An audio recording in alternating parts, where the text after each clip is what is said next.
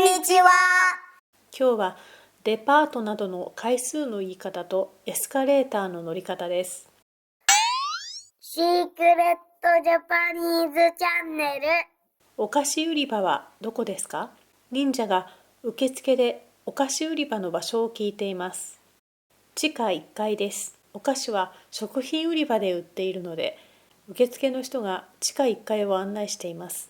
地下1階は英語で Lower Level First Floor のことです。英語のグランドフロアは1階、その上は2階、さらに上は3階、その上は4階、その上は5階と順番に数を増やしていきます。エスカレーターはどちらですか？受付は1階にあるので、エスカレーターの場所を丁寧な言い方で聞きます。そちらです。すぐ近くにあるので、そちらを使っています。ありがとうございます。日本のエスカレーターの乗り方を知っていますか？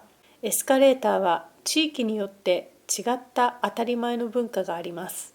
東京や横浜などの関東では左側に立ち、右側は歩く人が多いです。一方で京都や大阪など関西は右側に立ち、左側を歩く人が多いです。日本では国際ルールを基準にして50年くらい前に大阪で始まった文化だという説があります。最近では安全のためにエスカレーターでは立ち止まって2列で並ぶことが推奨され始めています。止まってエスカレーターを使う文化はまだ浸透していませんが、条例になっているところもあるので、その地域の当たり前文化を観察して習うようにしましょう。最後に日本語で質問してみましょう。お菓子売り場はどこですか？地下1階です。またね。